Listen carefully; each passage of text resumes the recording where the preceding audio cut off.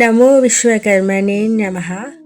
శ్రీ శ్రీ శ్రీ శ్రీ శ్రీ సింహాద్రి విశ్వనాథ అవధూత స్వాముల వారికి జై, మాతా అన్నపూర్ణమాంబకు జై. అందరికీ నమస్తే అండి.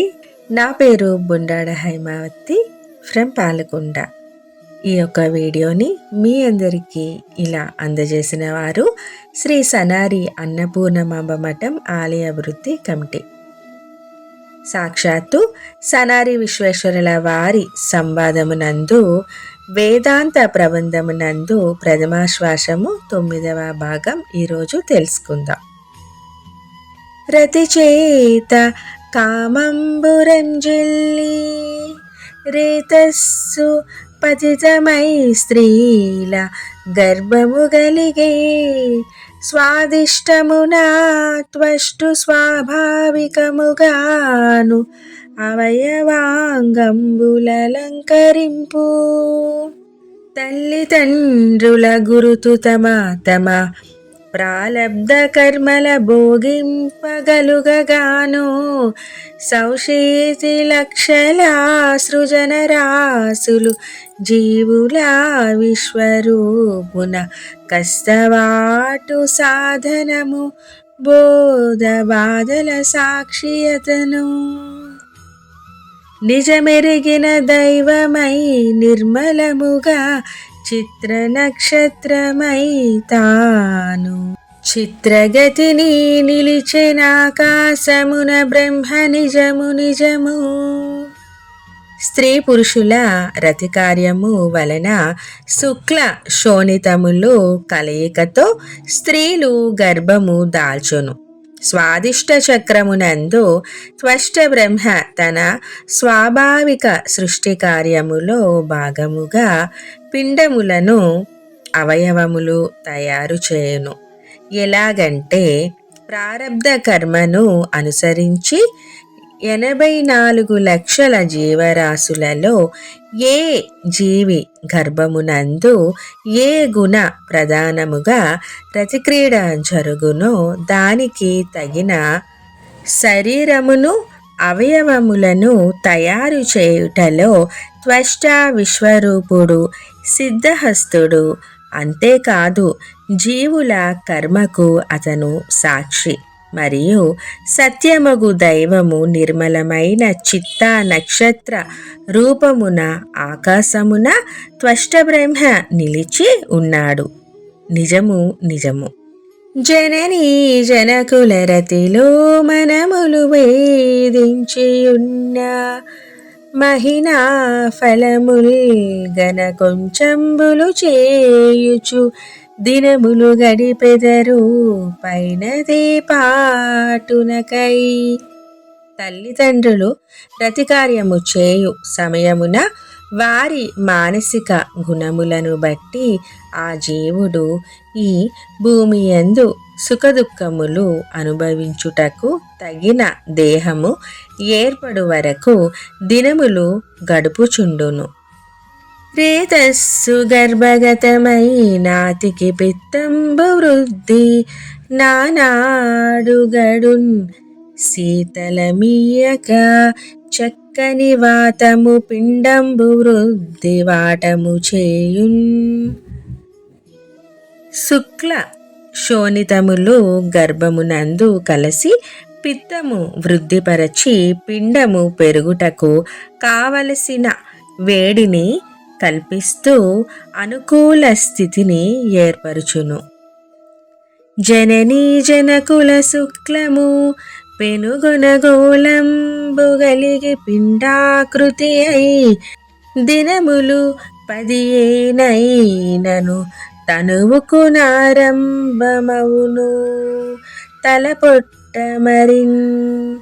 తల్లిదండ్రుల శుక్లము శోణితము కలిసి అండము ఏర్పడి అది పిండముగా మారి 15 రోజులకు తల పొట్టతో కూడిన దేహము ఏర్పడును.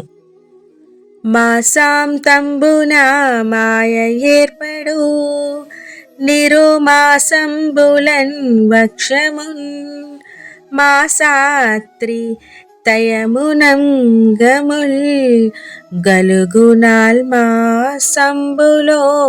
వాయువా మాసాలైదున రోమముల్ బొదుము షణ్మాసంబులో సందులున్ మాసా సప్తకమందు ప్రాణములపై మాసాష్టక జ్ఞానోదయం. నెల రోజులకు మాయ ఏర్పడును. 2 మాసములకు వక్షభాగము, 3 మాసములకు కాళ్ళు చేతులు, 4 మాసములకు వాయువులు, 5 మాసములకు వెంట్రుకలు, 6 మాసములకు నవరంధ్రములు, 7 మాసములకు ప్రాణవాయువులు, 8వ మాసమున జ్ఞానోదయం కలుగును. మున్ను చేసిన తల్లి తండ్రి మోహకర్మ తాను చేసిన గత జన్మ తలుపు నెరగి అనుభవింపుటకైతిన ఆత్మకృతము చేసి ఉండిన ఫలమేమి చెడదు. తల్లి తండ్రుల మోహకర్మ వలన నేను గత జన్మనందు చేసిన కర్మను అనుభవించుటకు ఈ దేహము ఏర్పడినది.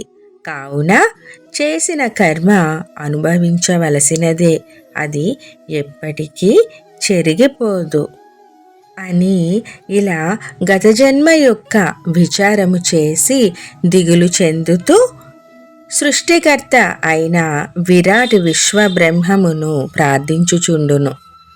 అది ఎలాగంటే, నిరంజన నిర్వికార నిష్కలంక నిరుపద్రవ నిరావయవ నిస్సంగ నిష్ప్రపంచ నిరాకార నిరీశ్వర నిరాభాష స్వప్రకాశ మహాదేవ దీనదయాపర దివ్యరూప అనంత అత్యానంద అమోఘ అతులిత ఆదిమధ్యాంత శూన్య అభవ అనాది పురుష ఆర్తజనరక్షణ పరమపావన వేదాంతమయ విలాస వినోద అజిత అచల అవ్యక్త అఘోర విరాట్ రూప విశ్వకర్త విశ్వపాల విశ్వసృజన విశ్వగోళ విశ్వహృదయ విశ్వకర్మ విశ్వబ్రహ్మ ఆపతోద్ధార అనే నామములతో అనేక విధములుగా ప్రార్థన చేయొచ్చు. ఇలా నేను అనంతమైన అనేక జన్మలు ఎత్తుచు అగామి సంచిత ప్రారబ్ధ కర్మలను అనుభవించుచున్నాను.